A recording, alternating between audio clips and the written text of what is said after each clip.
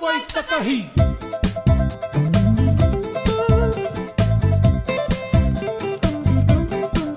Haere mai ki ahau, ki mani a poto e. Kia tīmata tātou ki te karakia. Tākiri mai. Tākiri mai ko te ata e te tangihanga o te kōri he manu ki te ata tū, ki te ata hāpara mai e. Teke te a te kākā, te koe a te kōkō, te kūkū a te kereru, te kōri hi manu ki te ata tū, ki te ata hāpara mai e. Te reo tā rere, te reo tā ruru, te reo tā kakau, te kōrihi tangata ki te awatea, ki te ata pō mai e. Mai e, tōna tupua, mai e, tōna tawhito, mea hara mai whea. Mea hara mai tū whakaoti nuku, mea hara mai tū whakaoti rangi me, i wete mai te tīrangorango, i te matangere me, i here kore mai, i te kaikiri, i te aupehitanga me, i wātea mai te whētuki. He māpihi paunamu, he māpihi maurea, kia tūturu o whiti whakamaua, kia tīna. Haumia hui e, taiki e. Tēnā rā tātou katoa. E wehi ana ki te atua. E whakahonore ana i a kuini ngā waihono i te pō, e noho mai nā i runga i te ahure watapō ngōno mātua tūpuna, ka tā wharautia ia ki te korowai aroha, ki te korowai atawhai, ki te korowai hauora. E tangihi ana ngā tini hua mate o te wā, ngā rau o piopio, ngā tōtara haimata kua mene ki te pō, e koro whatarangi winiata, tā hirini moko meir, rātau kua porea te huarahi e ora ai tō tātou reo, e ora ai te mātauranga Māori i roto i tō tātou ao. Haere, uti atu ai e. Tātou te hunga ora kia tātou, tēnā rā tātou katoa. Tātou e whāia ana te huarahi e manawa ora ai, e manawa roa ai te reo Māori i te mata o te whenua, i roto i ngā whānau, i roto i ngā hapori, ngā kāinga, ngā kura, ngā wānanga, ngā marae, i roto hoki i te tangata. Tēnā koutou, tēnā koutou, tēnā koutou katoa. Welcome! Welcome to the very first Hui Whakawātea, Dismantling Taupāreo Māori. So I really want to take this opportunity to thank you all for agreeing to be the first group to be with me to discover how tēnei mea te reo trauma, how tēnei mea te taupāreo Māori, he hanga momo taupā ka hua mai ki roto iau, he hanga momo taupā kei mua i taku aroaro. Nō reira, e tino mihi ana. I really want to thank you and acknowledge you for joining me in this conversation and in this exploration and being willing to share. With the intention of dismantling and potentially disappearing real trauma and disappearing taupāreo Māori for good. Karuku tātou ki te kaupapa. So, we're going to introduce ourselves, engari anei te rārangi. Ka tīmata ki tō ingoa, ko raukura roa ahau, no Tārewanga marae, no Pūrekiriki marae, no Kaia te mata marae ahau, he Māori ahau, he wahine Māori ahau, he maniapoto ahau, he apakura ahau, he hinewai ahau, he kōrero Māori ahau. Ka huri haere i te rūma. It's up to you if you want to do it in Māori or English, kei a koe te tikanga. So we'll start with you, Auntie Georgie. Okay. Ko Georgie Paikia ahau, no Pūrekireki Wiwi marae, no Ngāti Hine ahau. He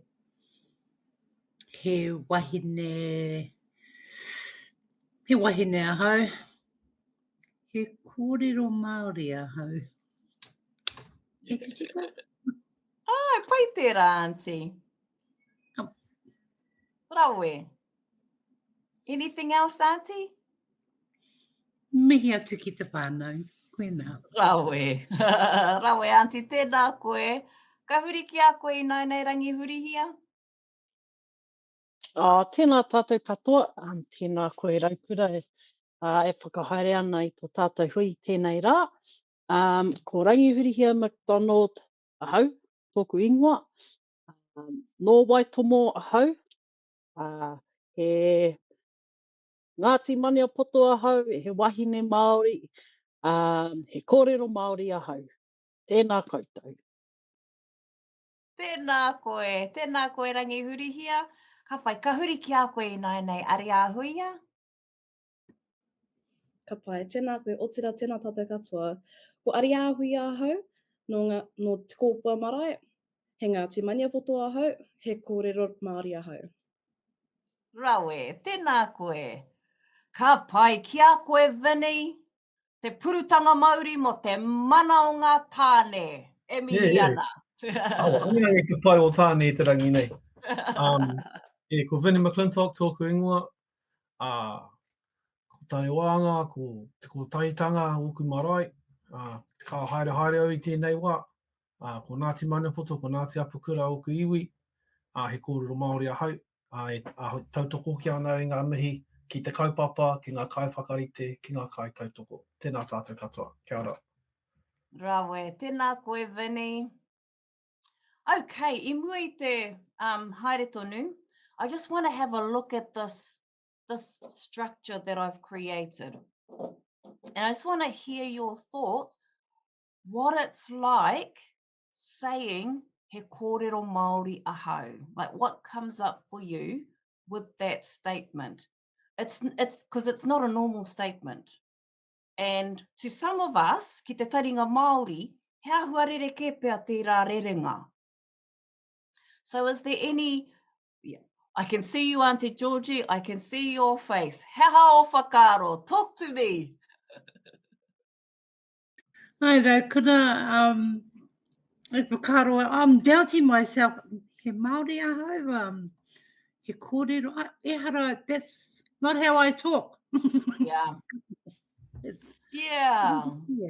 I'm thinking, well, am I so behind in the times that the te reo Māori has changed? Yeah. Yeah. Yeah. Yeah. It's like, I've missed a kiwaha somewhere. Someone's come up with a new kianga or a kiwaha and I've missed it. Ai, pērā. Yeah. Yeah.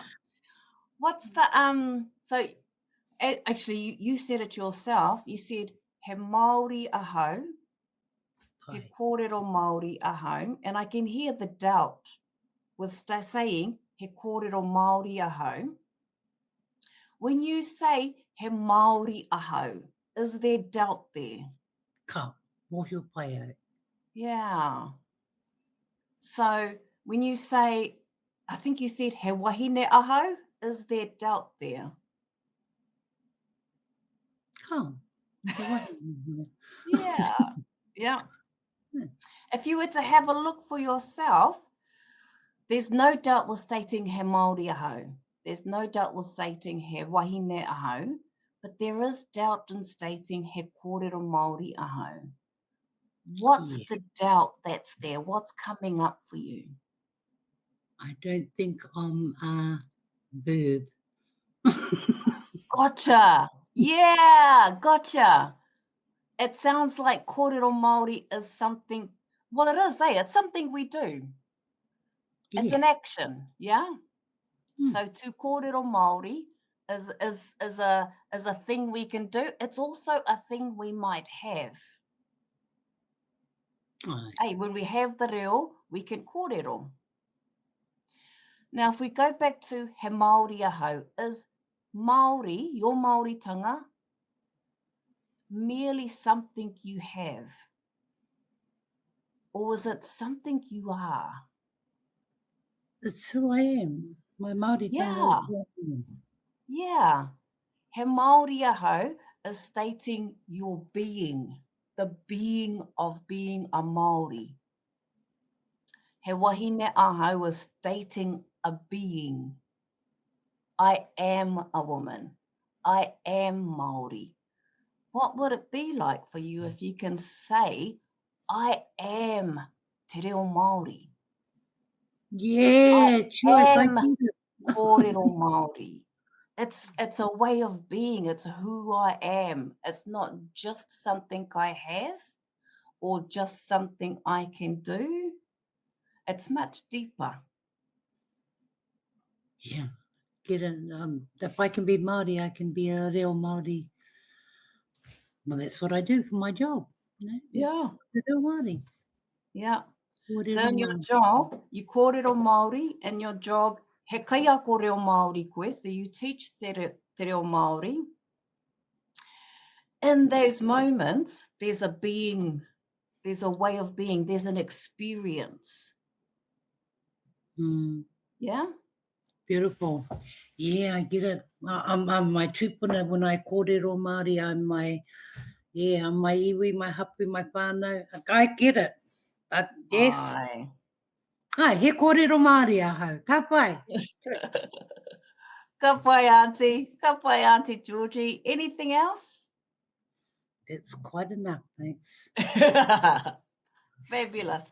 Yes, kia koe rangi huri hea I ki te awi tōringa. Oh, tēnā koutou. Yeah, I think for me, saying he kōrero Māori ahau, there's that element of pride. But then there's another element that comes up, which I suppose in English, some people might recognize as imposter syndrome, where you sort of go, oh, hold on, but how much reo Māori do I need to speak every day to say he kōrero Māori ahau? Or, you know, So at good. work I go and speak English. Does that mean Yeah. I can actually claim and own that title, I suppose? So yeah, there's that two-edged sword, I suppose, when I went to say that rerenga. Yeah. Yeah. So good, rangi huri hea. So if we go back to the previous statement,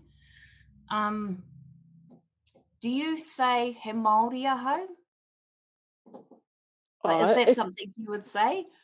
In those moments where you say he Māori ahau, does that double-edged sword think, oh, I'm not being very Māori right now, so can I actually claim that statement?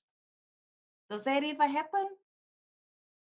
Oh, no, not really. Like I acknowledge that I have Pākehā whakapapa as well. Aye. But I would confidently go into a room and say, I'm Māori.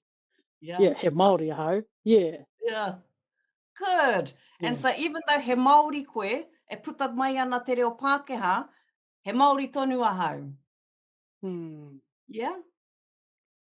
Ka haere ki ngā horopaki o te ao Pākehā mai, ao iwi take mai, you can still claim and be confident to claim he Māori ahau.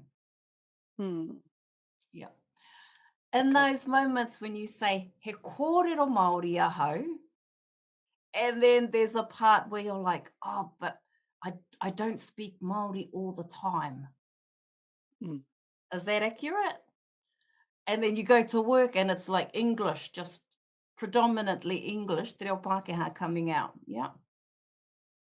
What would it be like for you if you can still claim he kōrero Māori ahau, even though it's English coming out of your mouth? Yeah, I think I'd like to be more comfortable with being able to say that, because even in that moment, if I am speaking English, I am still a speaker of te reo, even though not in that moment. Yeah. Correct. So that in that moment, your being and your experience of your being is still he kōrero Māori. There are just different actions that you're taking. So right now, he kōrero Māori ahau, but the action I'm taking is speaking English. The verb I'm doing is facilitating a wānanga in the medium of English right here in this moment. Regardless Regardless of whatever actions I take, he kōrero Māori ahau will always, always be there. Tika. Marama? Ai. Is there anything else? Any other questions? Any other thoughts for you, Rangihurihia? Cool. Oh, it's bite. Rawe. Ka pai. Aria huia, Vene, he kōrero, he pātai, he whakaaro rānei a kōrua? Ai, tēnā tātou. Yeah, I te wai ki ato he kōrero Māori ahau, there is some, I rangirua hau. I guess, Yeah. I tīmata, it kind of started like a pātai, I think, as it was coming out of my mouth, because I haven't really used those kupu before. Because I just, you know, e kōrero ana hau. I actively do these things. And pulling on to what you said earlier, you know, being Māori, being someone who speaks Māori is an active statement. So you don't really think about the way that it was structured, he kōrero Māori ahau. So I think I te wai, I kia tau tēnā, yeah, it came out of my mouth as a bit of a pātai. Yeah. I thought, oh, why does this feel weird? Yeah, kare anō i tino tau why I'm feeling these, but it was definitely a good one, because, you know, māma ke te ki, he Māori ahau. I don't really have to say it too often, you know. I walk into a space, so he mania poto ahau, he ngā tino he bunga ahau, tuatahi ake rā. Yeah, but he kōrero Māori ahau was definitely something that I, as it came out, felt different to say. Yeah. Awesome. Awesome, Aria Huia. Choice. Thank you. He kōrero anō? Oh, yeah, kaya te kōrero. Oh, choice. Ka pai, Vene, ki a koe. Yeah, kaore ai tēnō whakahua I taua rerenga. Engari, ko te rerenga pai ki au, ko he reo Māori tōku, or Marama, yeah. yeah, and e rua ki o kinei whakaaro, you know, no te māpuna ko tahi aua whakaaro. And he tino pai te ki a tō pāpā, you know, pānui ai ana kōrero mō tā koutou haere ki te kōhanga reo, I a koutou e pēpi ana. Ai. I ana kōrero mo tere ki, you know, nā te whakapapa e kia nei te Māori he Māori, mā te reo rangatira, e whakapuaki. And Ka pai. so you know, ki kōrero Māori ahau, it's just another way of saying, oh, I am Māori, and this is how I'm going to express it. And yeah, so he tau katoa ki tērā kōrero, a tāhua. Rawe Yeah. pai tērā. Yes, ko te reo Māori. So use te reo Māori to express your Māoritanga, yeah? Yep. And te reo Māori is a powerful way, is the most powerful way for expressing your Māoritanga. But te mea pai ki au, menaka ki he kōrero Māori, like you can take that, because I got, you know, we all got whanaunga that maybe ko te raranga tō rātou reo Māori, or, you know, whakairo, kapahaka, all those things. And if you can, you can stand confident in one of those areas where you can affirm your connection to all of them. So, he tino pai tau rerenga, te whanaungatanga no roto. Ka pai. So if we go back to your statement, he reo Māori tōku, and then he kōrero Māori ahau, or he reo Māori ahau. So e rua, he kōrero Māori ahau, he reo Māori ahau. He reo Māori tōku is slightly different. Can you hear a difference between he reo Māori tōku being something you have? He reo Māori ahau is who you are. So there's a slight difference. They belong to the same whānau, but they are distinct. Hence the reason why I'm have included the statement, he reo Māori ahau, he kōrero Māori ahau, for us to begin to really accept, actually, my reo is not merely something I have. My reo is who I am. And then there are lots of vocabulary, lots of words, lots of grammar that I can learn to strengthen, not to just merely have the reo, but to strengthen my being Māori, strengthen my being as a reo Māori. Koira te whāinga. Ka pai, he kōrero he pātai atu anō mō tēnei wāhanga. No, ka pai, okay. So ka haere tonu, no reira e rua noa ho ngā whāinga mō tēnei wānanga. Whāinga tuatahi, kia whakawhenua ai te reo ki roto i te tangata, e wātea ai ia te kōrero aonoa pōnoa. So te reo Māori is so deeply embedded and naturalised in people that they are free to kōrero Māori anytime, anywhere, with anyone. And then the second objective, whāinga tuarua, kia kia ai te tangata he kōrero Māori ahau, people are confident enough to identify as speakers of te reo Māori, and being a speaker of te reo Māori is an identity marker. It's an identity marker as much as it is being able to say he Māori ahau, he maniapoto ahau, he kōrero Māori ahau. Ka pai? Any questions, any whakaaro about these whāinga? Yes, rangiuri ia. Oh, when it says being a speaker of te reo Māori as an identity marker, that really hit that sentence. Like, I think that's what we were trying to delve into in the previous slide around, we can say we're Māori, but some of us, when we say, he kōrero Māori ahau, then we start to, waver on that, but to identify with it, for it to be an identity marker, that's really, really awesome. Yeah. Yeah. Koira noiho. Awesome. Ka pai. So if we look at these two objectives, what would it be like to have that?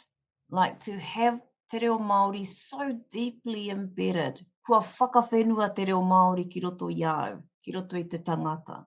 It's so natural that you're free to kōrero Māori anytime, anywhere, with anyone. Now, if I come back to you, Rangiuri, here, earlier you mentioned that you go to mahi and ko te reo Pākehā, tō reo I te nuinga o te wā. In those moments, what would it be like for you if you just experienced being free to kōrero Māori at mahi?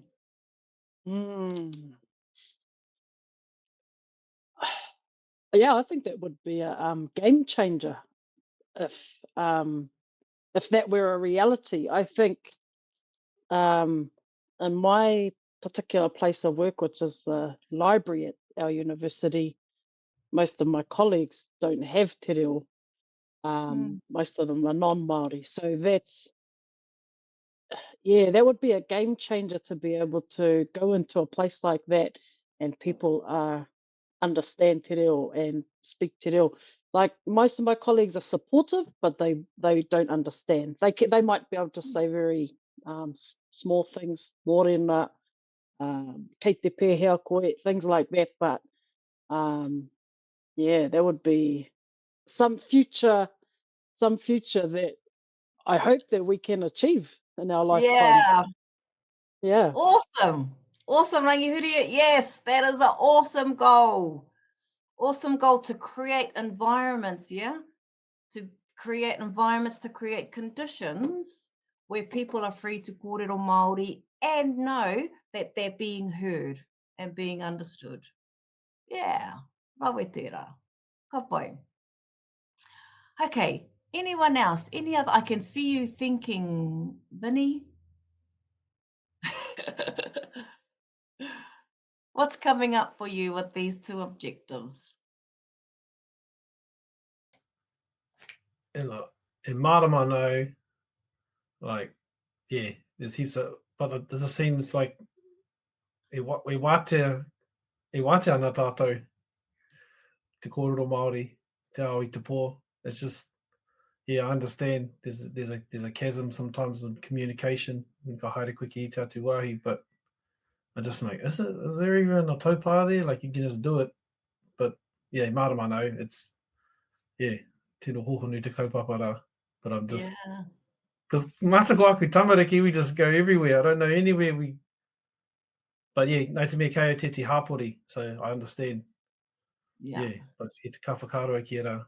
And so, hey, he te raru. But yeah, Yeah. marama, yeah, just, yeah. I get it. So there are people where there are taupā, there are barriers, and it could merely be comprehension. There's just, not being able to comprehend in te reo Māori, no reira ka huri ki te reo Pākehā. Marama tērā.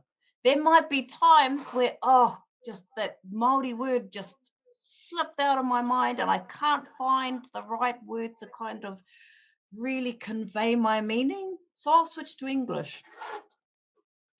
But in those moments, I know I'm free to choose. Free to choose which language to use, and free to choose when to use it, and free to choose who I use it with, who I speak Māori with. Yeah, there's an element of freedom there. And once that element of freedom begins, once you get it, like you really get just the freedom is with you and where you are. Kua wātea. Kua wātea te reo. Kua wātea te puta o te reo. Yeah, thank you, Vinny. I ki te au I tō ringa, Auntie Georgie.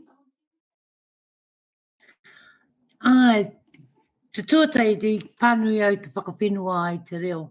E ni whakaroa o mehe kāre te Pākehā I tango atu o mātou whenua, I ahau te whenua e kōrero ana. En kuira tētahi whakaro, he raru tērā ki kai kau he whenua te kōrero. Yeah. But I rongo au I a Vinny and ari ahu ia te kōrero. Yeah, he whenua. Te āhuatanga o ngā, te āhuatanga o te wā e nohona tātou I Wainganui ia tātou pānau, te hāpori I Ramomo. Yeah. Yeah. Ka pai, Auntie Georgie. That was a really good point. So yes, events have happened in the past where te reo Māori is no longer a natural part of our environment.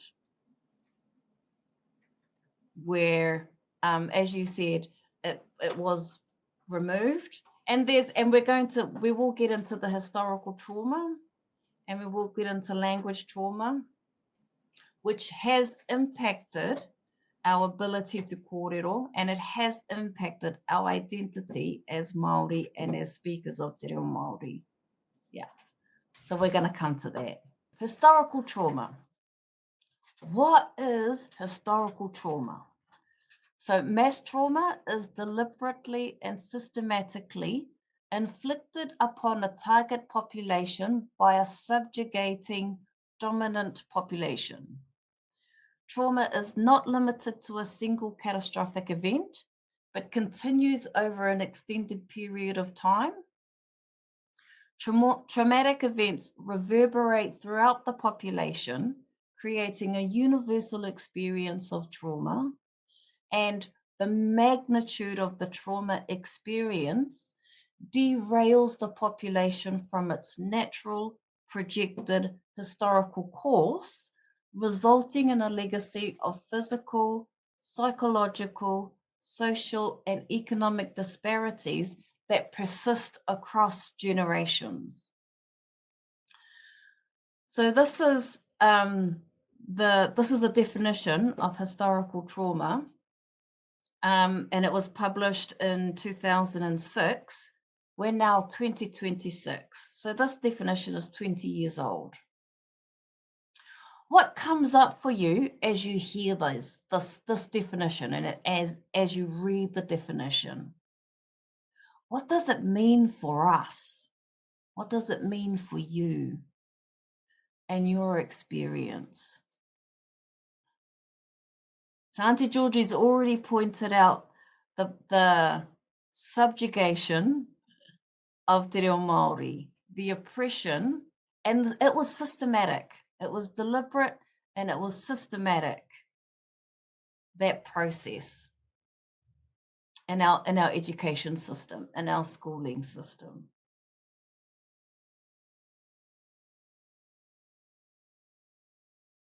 Yes, Auntie Georgie.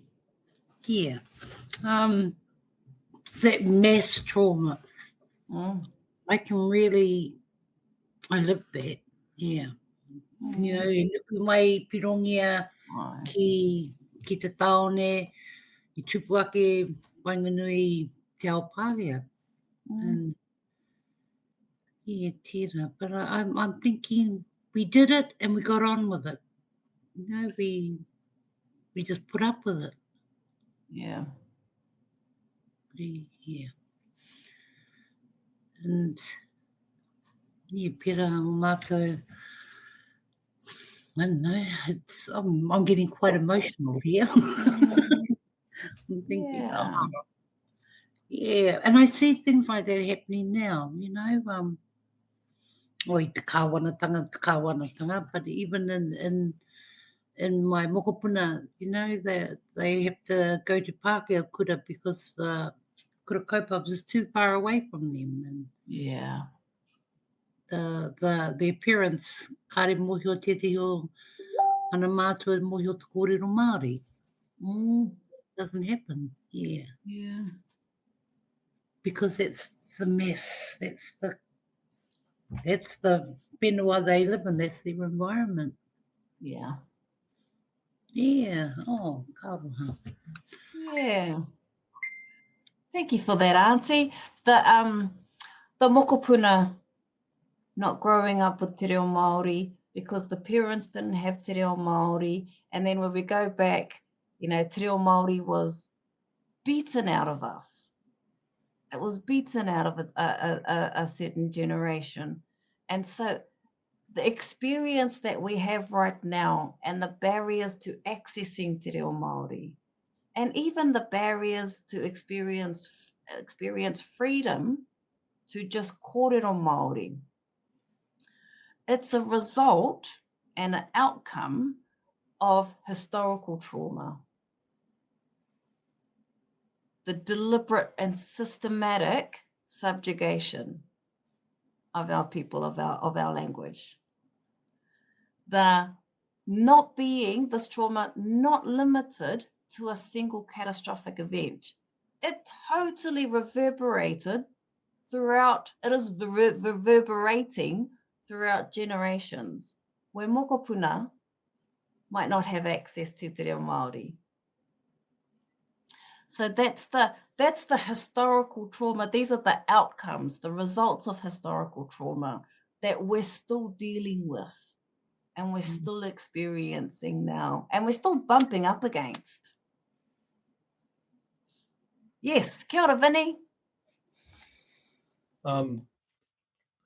Yeah, I pōhe au kua wāte au I era momo taupā, nā te nui o ngā o aku mahi rangahau, haere ki ngā hui, whānau era mo mea, but I still feel them hard out. And ko te mea pai ki au nei, ko ki te au I aku, e aho wāte aku tamariki I au, I aua taumahatanga. Yeah. Like, my little boy tūrama, I haere mātou, e rua ngā wā, ko ki te au I tōna maia, me tōna upono ki ngā kōrero tuku iho, mo aua parekura era mo mea. Like, I haere mātou ki te hoko eye cream ki tērā whare eye cream tata ki te kōwhai, like on the way out to Whangaroa. Yeah. And I noho noia me te mitimiti tana eye creamy, and I hara mai tēti kuia Pākehā me tana mokopuna ki tōna taha. And she goes, oh, you look like nice. He's, yeah, and he goes, did you know all this land is stolen? And he kōrero te kuia ki aia. Nā kaumahaki te kuia Pākehā. She looks at him and she goes, oh, was it? And he goes, yeah, it's all stolen. And then she goes, yes, a lot of bad things happened in the past. And he sat there and he goes, no, it's still stolen. And she goes, oh, I don't know. Maybe it started as like, you know, and ko au, mena ka whakaro ki te wahine e noho uiki ana, oh, mama, me manaki e ra mo mea, because, you know, you brought up to try and be soft around some of those things. But, you know, te pono o te tamaiti and just be licking his ice cream. Nah, still stolen. and then te mutingi hoki, te ro te kuia ki ai, and she just had to go, yeah, because, you know, te pono o te tamaiti, you can't really say, well, there's all these different shades of e ra mo maotanga. And I tērā wiki I haere mātou ki Bell Road, because I pirangi ahiaka ki te wāhi o Pātarangi. But, you know, kei rongi te pāmu taua wāhi. We drove down Bell Road, and then ka haere mātou ki, because I haere mātou ki te tiro atu ki tērā pākoko mō ngā Pākehā I mate ki Waiari. And then I said, oh, we'll try and see if we can see Waiari. And I haere ki te rori o Waiari. And there was a kuia walking her dog, and I don't know, she just stopped our car. She said, oh, you fellas all right? Yeah, kei te haere mātou ki te tiro atu ki Waiari. We're just having a look because there's a pā behind those trees over there. We're just trying to see it because we just came from that statue up the top there for the ones that were killed there, Pākehā soldiers. And then she goes, oh, yes, I've heard about all that, and I always try to send nice thoughts to people as I walk around here. And ko tūrama anō tērā, he ki ana. He goes, you know, this is all built on blood. Tōna kōrero ki aia. And she goes, oh. And he goes, yeah, it's all blood. And he goes, you're walking on the blood. And Wow. And I mua rā I, oh, no. But I nāne ka tuku au I, because I want ko toku here, ka mai a pērā te wā ka tuku te pakeke. I want to hold on to that. Just a matter of fact. Not saying with any kari te tuku riri ki aia, kari te honey rānei, just saying to you the fact straight. And then she was trying to say, oh, yes, there's a lot of stuff around here. And he goes, yeah, they killed the kids. And I was like, hey, what do you want about? Because he haere wana whakaaro mai waiari ki rangi Alwhia. Oh, marama. Talking about how they dodged Pātarangi and I haere ki rangi Alwhia. And he goes, they killed the kids. And then ka huri ki au, oh, papa, ai, mate ngā tamariki ki rangi Alwhia, ai. And I was like, oh, I was going to say that to her now. Yeah, they killed the kids. Yeah, the kids. And she's just walking her dog, and and ka haere tonu, and I think to myself, oh, tērā pē ka pōhehe te wahine, tino whakakeke tēnei whānau, but pono noa. And so he's not feeling those taupā that I feel when I feel like, oh, maybe I'm hurting someone talking about, nā, hei aha tērā, kōrero pono. Kōrero. Kōrero pono, tama. Oh, rawe tō tama. Rawe koe tūrama. Kōrero e tama kōrero. Ka pai. Anything else? Anything for you, Rangihuri here? Oh, yes, Rangihuri here. Oh, I think e ka hua mai te pauriki roti auhi taku pānuitanga I ngā kōrero rā. I think, you know, we call it historical trauma, but the trauma still exists and persists today.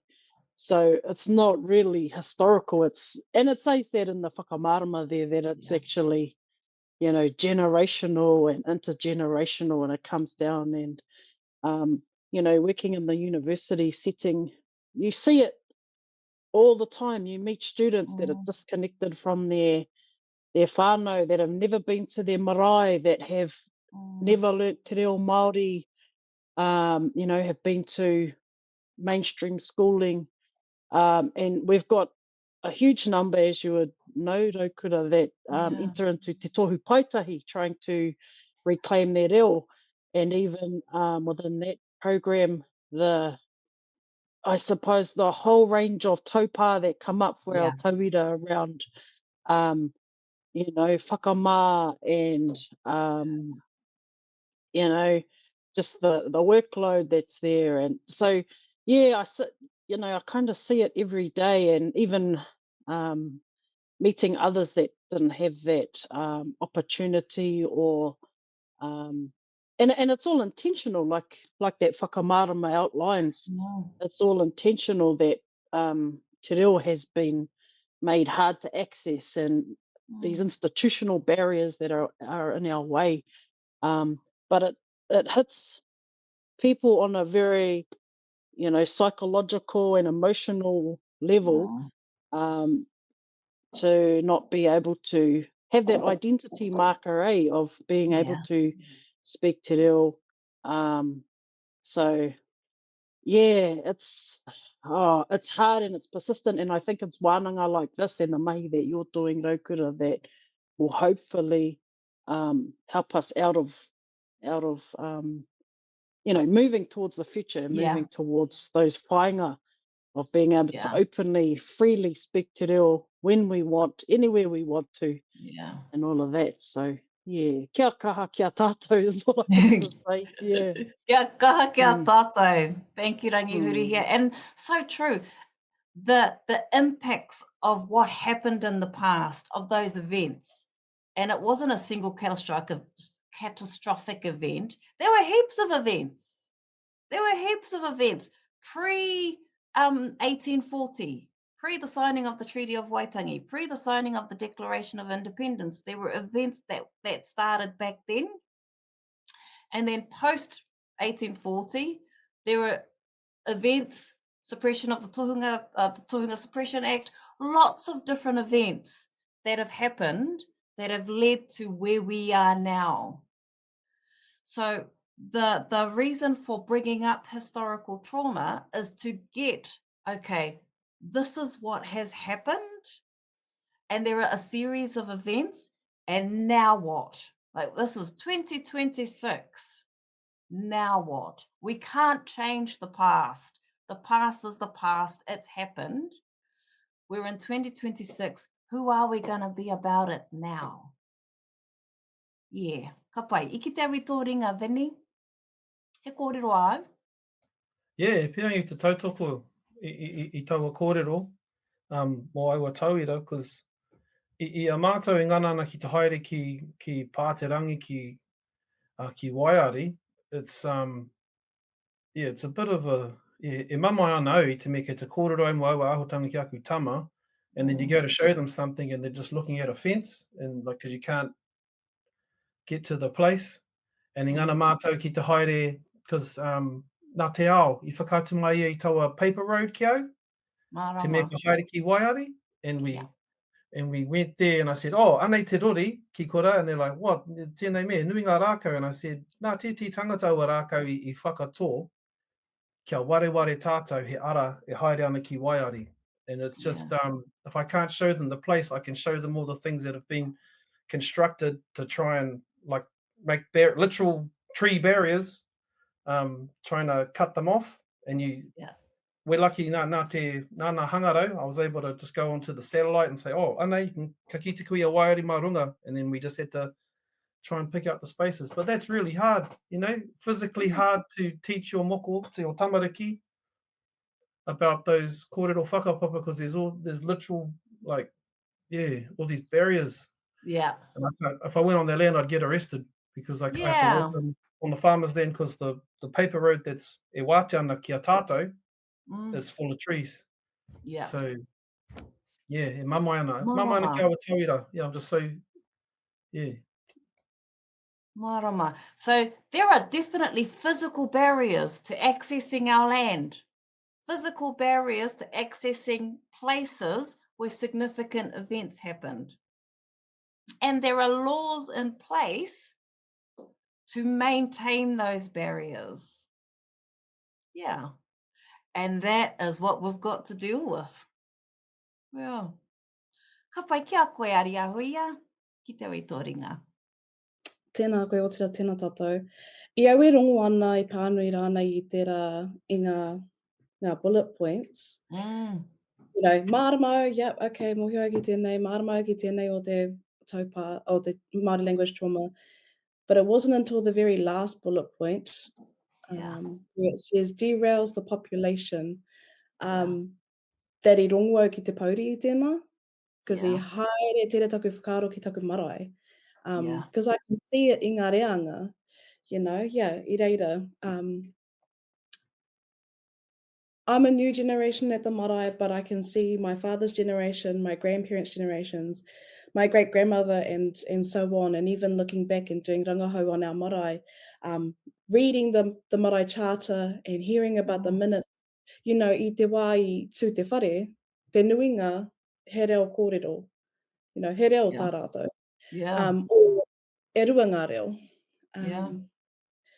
But it was also my spending time with my great-grandmother and hearing about her experiences at the marae when she shared that, her parents spoke te reo Māori, her older siblings spoke te reo Māori, but they didn't want to share it with the younger ones. And that's where you can kind of see that as I guess, societal influences that had impact on our reanga and our whānau. My great-grandmother never had the opportunity to speak te reo Māori other than when she practiced karakia. And so you can see in the reanga at our marae that when there's that misconnection, they know their experiences and what they see and what they hear, what they observe, but if there's no te reo Māori to connect them with some of those additional things, then it just starts to fade away. And then the generation below them, my grandparents' generation, now in their later phases, have some te reo Māori, are able to speak some, and are teaching.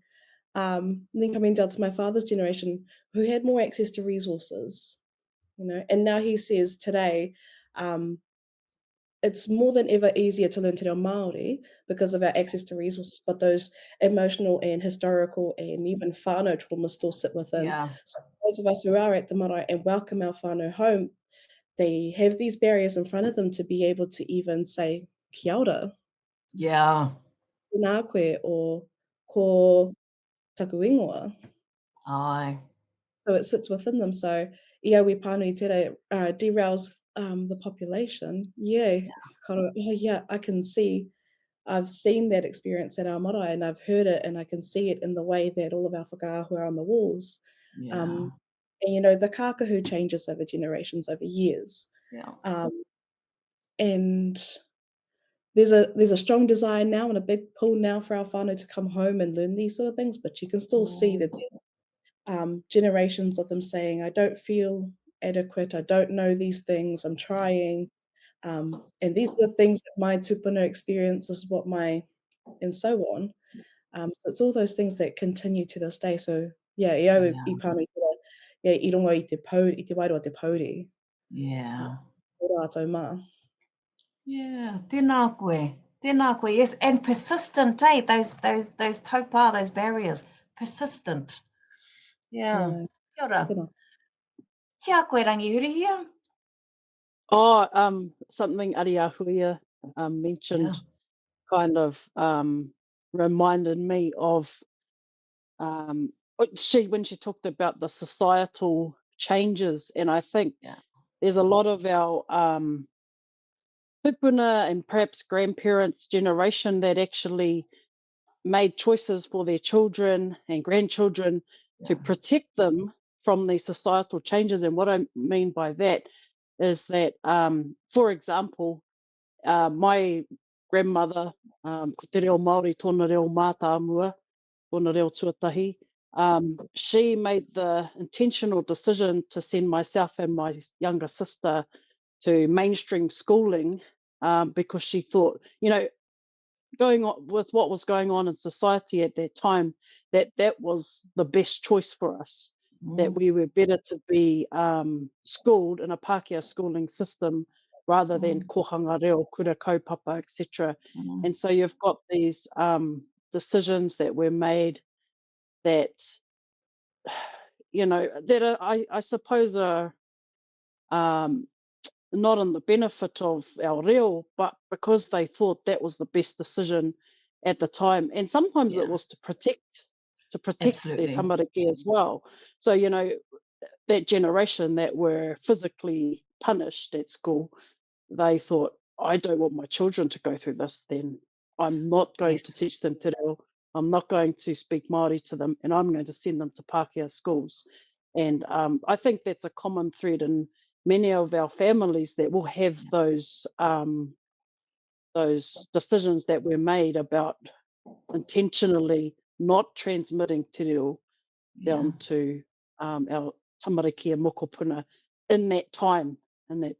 that Aria Hui mentioned. So yeah, that was just one example from my own upbringing. Was our grandmother intentionally sending us to mainstream schools? Yeah, kia ora tātou. Yeah, kia ora, perfect. That's perfect, Raki Hurihia, because it even comes down to the decision of having a Pākehā name, giving someone a Pākehā name, or giving them their Māori name, and then as soon as they go to kura, give them a Pākehā name so that they can be safe in school, so that the teachers don't mangle their Māori name or kids don't make fun of them. So those decisions were definitely there and were made to protect ourselves, to protect our kids from any kind of harm, physical harm and emotional harm and spiritual harm. So yeah, thank you for bringing that up, Rangihura. Yeah, that's perfect, and takes us to the next part of our presentation, which is real trauma, real Māori trauma. So what is it? So te reo Māori trauma, or Māori language trauma, refers to a person's emotional, psychological, spiritual distress and or physical injury caused by harmful events or by association to harmful events, which directly impacts their ability and or willingness to learn and or speak te reo Māori. So Aria Hui Rangihuria, you've already both highlighted these points.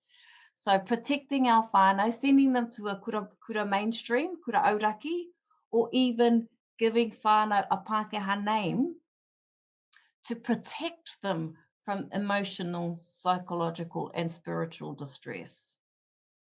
Sending them to a kura Pākehā or not teaching te reo Māori, deliberately not passing on te reo Māori to the next generation to protect them from potential physical injury. So those are all caused by harmful events. They're also caused by association to a harmful event. So if you think about some of those harmful events, if you were in a classroom and you saw someone getting the strap because they uttered a Māori word or accidentally spoke Māori to their cousin sitting next to them, and they got a strap for that, it would be natural for us to associate reo with harm, with pain, with humiliation, and then make the conclusion te reo Māori equals pain, te reo Māori equals bad. I am not gonna do it. If I saw someone getting beaten for speaking te reo Māori, I'm going to think to myself, yeah, nah, I'm not gonna do that. And so that is part of the something that's caused by a harmful event or something that you associate with a harmful event. He kōrero, he whakaro, he pātai rānei. Yes, Aria Huia. Yeah, well, as you mentioned around names, having a Māori name and going to karauraki, it was definitely a different experience because I didn't have a Pākehā name, and I guess my nickname was Ari. Engari, so with all the teachers that I had, it almost seemed like it was a burden on them, me having a Māori name because they were unable to pronounce my name. You know, you'd hear all the names that Arangi and they get to a certain point and they would pause. And I'd be sitting there thinking, now what are they going to say? Are they going to say it correctly? Likely is not. They're more than likely going to say something that somewhat sounds like my name, but is absolutely not. And so I have, I think back to a couple of times back in high school when I had a teacher who every single day for about 2 years would struggle to say my name. And she would almost somewhat complain, like it was a burden for her that I had a Māori name. Yeah. I didn't have a Pākehā name for her to pronounce. So I'd sit there awkwardly with all my Māori uh, uh, classmates and think, what's she going to do this time? You know? And so Yeah. it was an interesting experience. And I got to a certain point, I think, as growing up, where I was kind of like, oh, you can say whatever you would like to say to the teacher. But I think in my later teens, I was like, no, my name's Ariahui, and if you can't pronounce that, I'm not sure what you're doing here because it's 2020 something or it's Yeah. 2018. Hurry up. I've been here for 2 years, you can hurry up now. Like it's embarrassing for yourself. And then that turned into a bigger situation with the kura. But even with other tauira who lacked the ability to pronounce my name, it was definitely an interesting experience. But I think I just built that sort of resiliency within myself to be like, Yeah. no, this is my name, and if you can't say it, then don't say it. Yeah. Yeah. Awesome. And I love that you built the resilience within yourself. Like by the time you were a teen, you could stand your ground and say, nope, koaria hui a taku ingoa. Come on. Catch up. Rawe tērā. Ai, kia koe, Auntie Georgie. I am in awe of you, rangatahi, and the way you think, because for us it was just carry on. And I take that thing, that metaphor about the earthquake. When we first started hearing about earthquakes, mataku ana. And then we get so used to having earthquakes all the time. Oh, we'll just stop and think, oh yeah, okay, it's going to go. It's going to stop, carry on. We get used to, yeah. But I'm in awe of the way you, this mokopuna that stands up to those queer and, yeah, you tell them. I love that. Awesome, Auntie. Totally. Like if you live in Wellington, ka waia koe ki ngā rū whenua, and you can feel the difference between a really big one and a one where you can just go, no, she'll be all right. So when you live in Wellington, you become sensitive, and you can also become desensitized to earthquakes. It's the same with this kind of real trauma. When it comes at you so often, oh, what's your name, dear? Raukura. Oh, do you have a shorter version of that? No. Do you have is there an English? Do you have an English name? No. But when it comes at you constantly over a period of time, you can become desensitized. And then the difficulty for them to pronounce your name, as you say, we're saying Ariahuia, then becomes a burden on you to have to keep reinforcing, no, ko Ariahuia taku ingoa, ka ko Raukura ahau. That is the short version of my name. My full name is Te Raukura o Te Rangi Māori. You want to try that? Like it becomes an effort, and it can wear you down.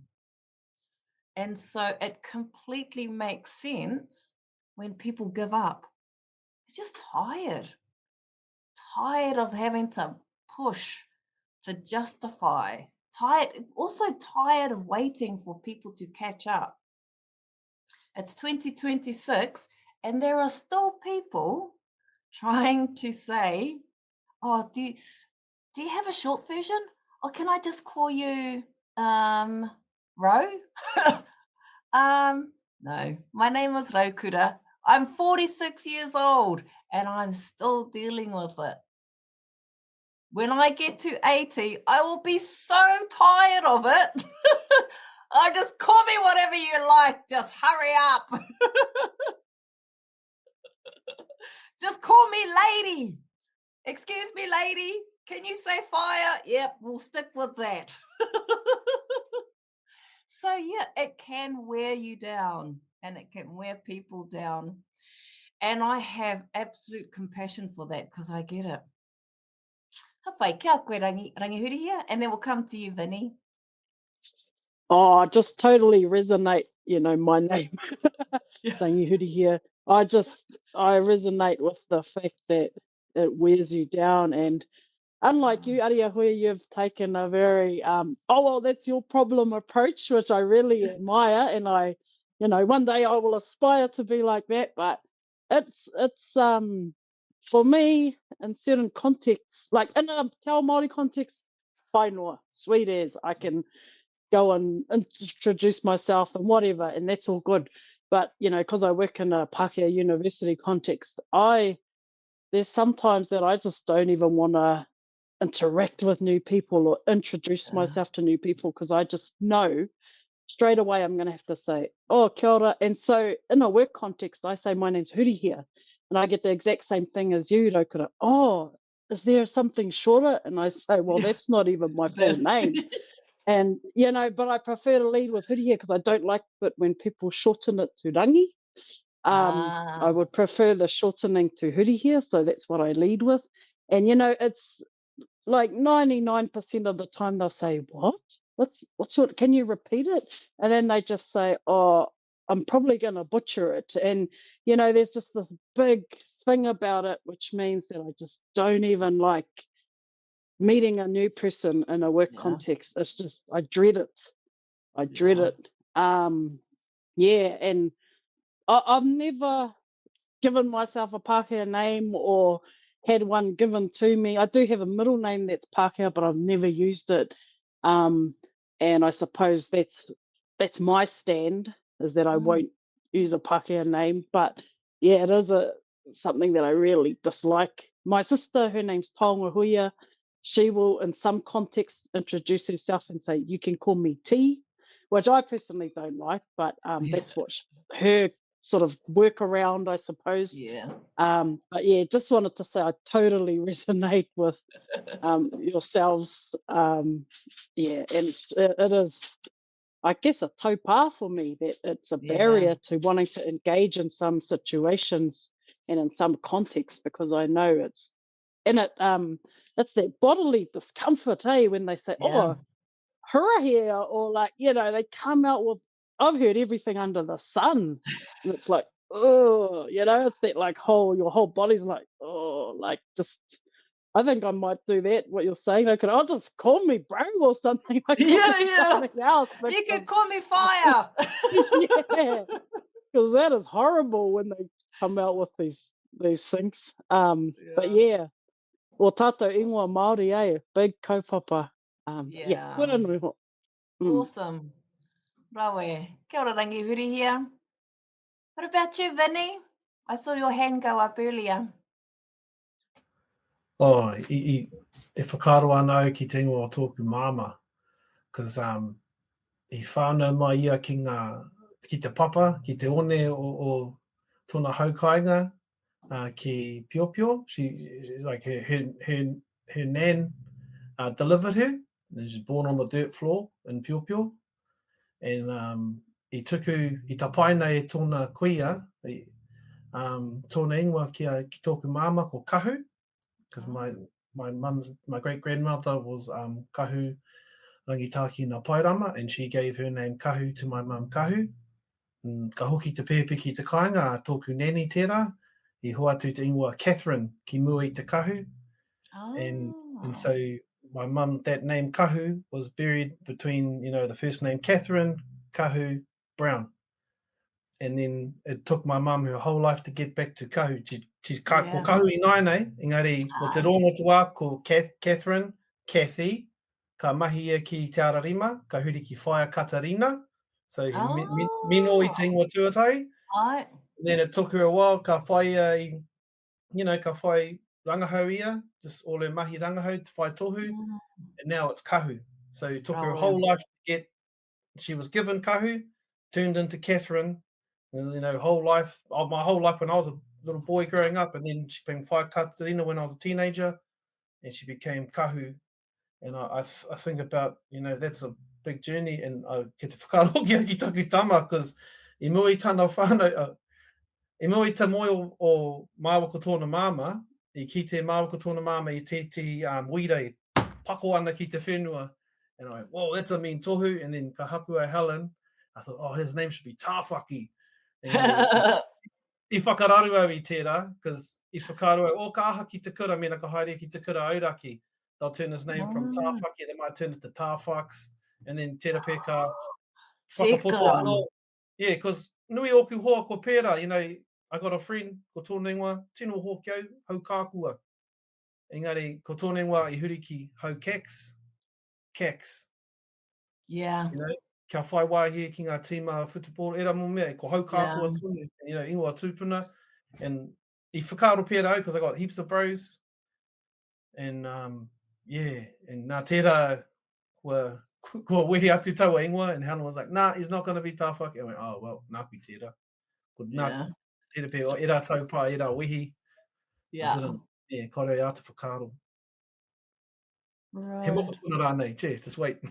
Sure, just wait. Ka pai, rawe tērā. And because these experiences that we have personally, they are personal to us, but they're also not unique. Like we know lots of people who pera I tō mama vini. Te whānautanga mai I ta paina ki te ingoa Māori, katahi ka āpitingia he ingoa Pākehā, katahi ka whakaminongia te ingoa Pākehā, katahi kei roto I te wā, ka tahuri mai, ka hoki mai ki tōna ingoa Māori. And that really is a journey in itself. And it's a personal journey and a personal journey to discovering and also a willingness to be, like a willingness to carry the Māori name, a willingness to be known as Māori. Rawe tērā. Thank you for that. Okay. Any kōrero pātai whakaaro atu anō e pāna ki tēnei definition, reo Māori trauma.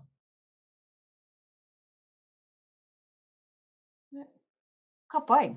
Okay, ka haere tonu.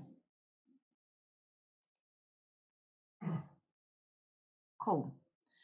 So now we come to all the different taupā. So historical trauma is distinct in itself. Te reo Māori trauma is distinct from historical trauma, linked, but still distinct from it.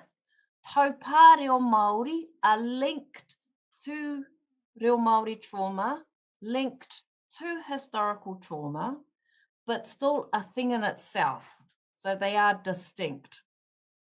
So koenei ngā momo barriers, ngā momo taupā, ka hua mai ki roto I te tangata. So lots of fears around getting it wrong, lots of fears around making mistakes, around being judged, around being embarrassed, experiencing feeling shame, feeling whakamā, being publicly humiliated. There are also fears around offending someone else and fears around mispronunciation. And if I go back to your kōrero rangi hurihia, about all the different versions of hurihia that you have heard come out of people's mouths, and the being of that person, the way they, I'm probably going to mangle this, I'm probably just going to, really say something really bad. That could be their own taupā coming out. Like you could be actually be on the receiving end of a taupā of fear of mispronunciation, fear of making a mistake, fear of being embarrassed. And so when it comes to saying your name, rangi hurihia, or saying hurihia, there's a taupā straight away coming up for them. And then on the flip side, there's your taupā. Oh my gosh, what version am I going to hear today? How hard is this going to be? How hard do I have to work in this moment to explain my name? He taupā tērā.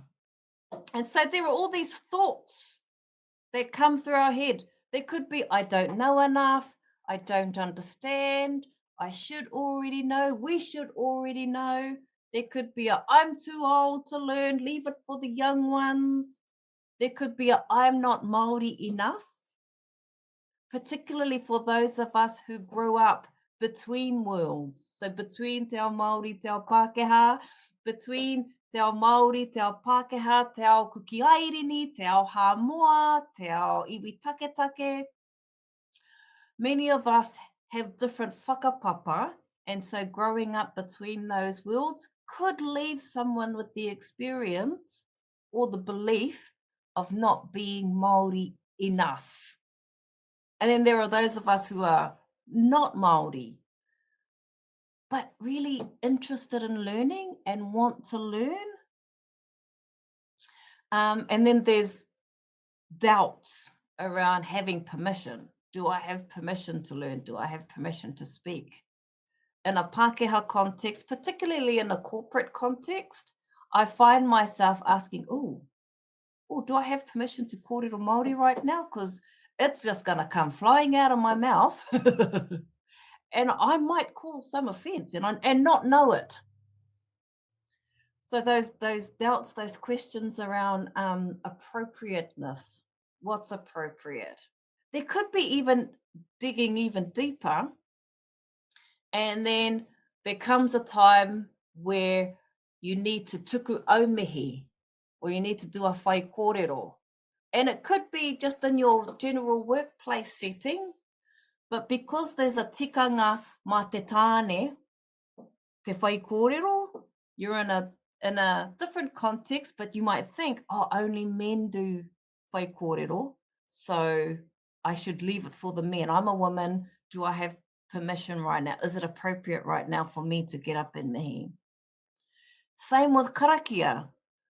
Quite often, predominantly, it is men that lead karakia. So there could be questions that people ask themselves, or doubts that people have in themselves. Oh, I'm a woman. Do I have permission to lead karakia right now?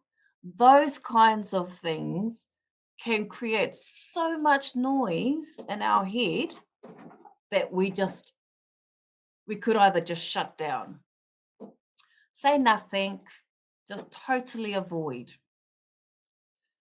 Are there any fears or disempowering thoughts or doubts that you would add to this list? Because this is definitely not an exhaustive list. This is just a sample of the kinds of fears. I know one of mine, and from your sharing, Rangi here, it's one of my thoughts and fears is, how hard am I going to have to work? How hard am I going to have to work to get my meaning across? How hard am I going to have to work to explain my name? How much time is it going to take for people to get my name and be comfortable with using it? Those are things that come up for me often. Is there anything else that you would add or that you've experienced that isn't on that list? Yes, Auntie Georgie. It's more, who do I have to hurt to get what I want? Oh, gotcha. And that was Taho Takutama, his wahine, Pākehā tana wahine. And I wanted my mokopuna to be put up in Te Reo Māori. Yeah. And the father wanted that too. And I actually had to kōrero to her. And he pahu ana te whānau, but Yeah. I got what I wanted. I mean, I didn't get what I wanted. My mokopuna is kōrero Māori and in kura kaupapa and that. But yeah, who do you hurt to? Pai tērā. You know? Yeah, I get it. It's the, what fights am I going to have? Like, what fights is going to happen? What sort of, what's the fallout? Yeah. Yeah. Who could potentially get hurt by me, by the stand that I'm going to make? Yeah. And then if you were to go even further, it's like, okay, I'm ready to have a fight. If I'm going to hurt someone, I'm going to hurt someone. Am I willing to clean up the mess afterwards? Tika. Hey, what mess could this create? How am I going to clean it up? Am I willing to clean it up afterwards? Yeah. Good one, Auntie. Thank you for that. Nice. Anyone else? Yes, ariahuia.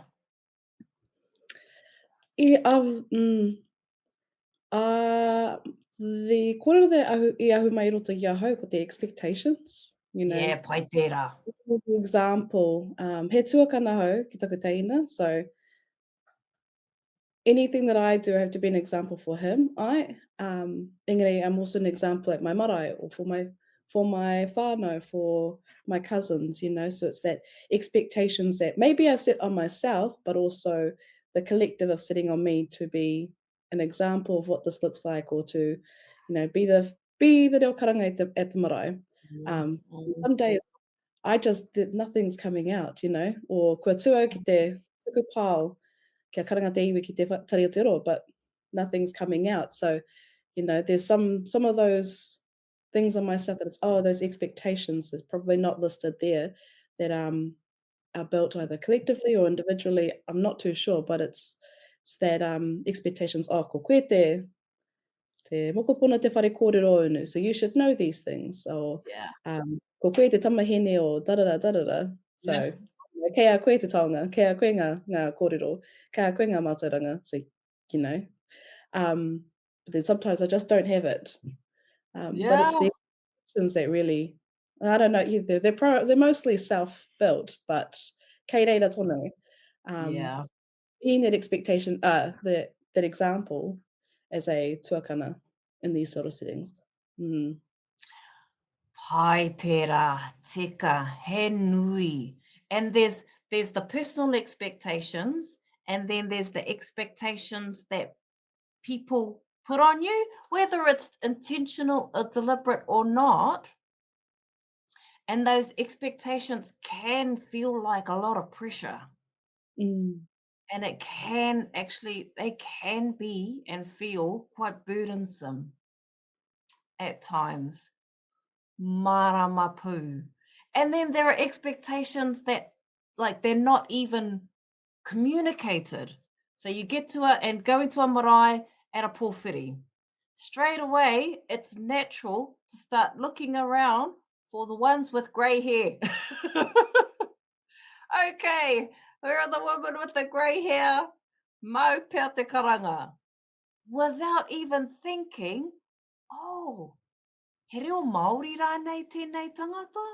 Tēnei wahine? Do they have the reo, the confidence, the ability to karanga? That doesn't even enter our mind. The first thing we actually look at is grey hair. It's your job. Away you go. So just that expectation alone can definitely cause taupā within people, cause barriers that could prevent people from showing up to the marae, because people could look at them and just assume that they can karanga, and then when they say, no, I can't karanga, embarrassment. There's a whakamā. There could be a shame. There could be a thought, I should know this. I am Māori. Ko au te tuakana. I am a ruahine. I am a leader for my people. I should be able to karanga. Those kinds of whakaaro thoughts, fears, can really be quite debilitating for people. Yeah. And just stop you in your tracks. Yes, kia ora vidi. Tautoko ana i ngā kōrero. Ka whakaaro au ki ngā momo taupā, me ko tini whetū, eh? Like, if you start looking for them, you just never stop finding them. Just te nui hoki o ngā wero, you know, ngā ngawe, ngā taumahatanga. Mōku ake nei, ko ako au, ko te tītake e raru ana au ki, you know, te mahi a te tāne rā, te whai kōrero e rango mea, ko te tapu. And ko whai māramatanga au mō te tapu, and ko te mea ko e pai ana ki au, ko ngā kōrero mō te, i ahu mai te tapu i te ihi, te wehi, te wana. Ko te ihi he mea wairua, ko te wehi he mea hinengaro, ko te wana he mea tinana. Rawe. And even though, you know, te pai o taua māramatanga, sometimes, you know, you think, oh, nā tērā, you know, he atawhai, he arahi, e ramu mea. But sometimes, like, at the moment, I feel like I've got like a bike helmet and I'm jumping out of a plane and I'm like, aroa ki te wai, kia ora tonu. And ko te whainga tōna wā, you know, I want to be wearing leathers and a bike helmet and a motorbike, so if I crash, I can skid. But Yeah. te tino whainga tōna wā, kia wai kai pai aka au. I want to be able to like, navigate things and realize, oh, kawe, you know, kokori whakamua, engari terepe āta haere i tēnei wāhanga, ka tai ka haere tere anō. I want to Pai tērā. get to that level, and I don't want to, you know, mena he tātai whē tū au, they'll be okay. I could say, oh, that taupā goes over here and I can navigate there, but I hara i tērā mō tangata. Yeah. So I'm just trying to create a māramatanga, you know, hei atawhai, hei just because, Rawe. yeah, he ua, just, I struggle if I start focusing on the negatives. Me mōhio, me māramana, hea te me whakararu i au. Yeah. You know, he ihi, he wehi, he wana rānei, and then try and use that, you know, he awhina kia kōkiri, you know? Rawe. Yeah. Rawe, Maka Vinny, and yeah, that's a great, that's right. That's right. The thing with these thoughts is they're just incessant.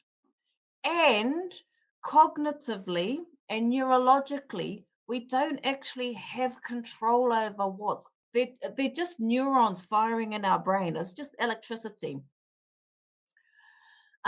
Without training, you don't actually have any control over those thoughts. They just come and they're just there.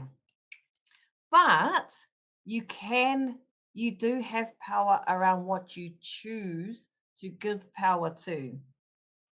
The thoughts that you give power to, the thoughts that you choose to act on, you definitely have that. Whether or not the thoughts are going on in your head, that's just neurologically neurons firing in the brain. And that was a really good metaphor you used around the bicycle helmet. The bicycle helmet versus the motorbike helmet. Yeah, if what you've got, if all you've got in that moment is a bicycle helmet, ride a bike, not a motorbike. Once you get your motorbike helmet, then jump on the Harley Davidson and whoo, where you go. Pai tērā, pai tērā. And also, like, be comfortable with it. Like, be okay with it. Be okay. Okay, all I've got is a bicycle helmet right now. The only karakia I've got in my kete are the basic ones that we learn at kohanga reo. If that's all the karakia I've got, then those are the only karakia I'm going to deliver. I'm not going to try and do the baie te tipua if all I've got is kia tau, kia tātou katoa. Yeah, very good. And being okay with that, like that's the freedom part. Being free to be okay with what you have right now. Ka pai. Kia ora, Vinny. Yes, rangihuri here. I was just noting down some things that I thought maybe we could add to the list. Yes. I think one of them is fear of being misunderstood. So if you're, you know, communicating your thoughts in te reo, and perhaps it's not landing for that other person, even though they may be a te reo speaker, I might flick to English because I think, okay, they're not quite getting it, I'll flick. So that's a fear that I kind of come up against. The other one is a fear of excluding people. So, you know, I have people in my own whānau that the ones I know speak te reo, and I might speak te reo to them. If someone that I know doesn't speak te reo comes into the mix, I'll immediately switch to English because I don't want them to come along and be excluded from the conversation. So that's, yeah, there might be another one that I might put on the list is fear of excluding somebody. Just wanted to echo Ariahui's whakaro on that pressure thing. Yeah. So I think I am tuakana of my siblings. I was also brought up with my reo speaking nan, so there's that pressure within my whānau that people say, you know, you must know Huri here, you grew up with nan, you'll know all of this, and you know, you're expected to be like the prayers of every, you know, to come and save everybody. You know, you're expected to know all the karakia, all the karanga, know how to weave, know how to cook parawa Māori, and like all of this pressure. And I'm like, oh. And then I think there's that added pressure for those of us who went to university of having that as well. So one of the only ones in my whānau to attend university. And so they think, oh, she's got all the answers, you know, you can be on all the whenua trusts and just do everything. And you're like, oh, no, I did not cover that in my university training. But there's just layers of that pressure that I feel within my whānau.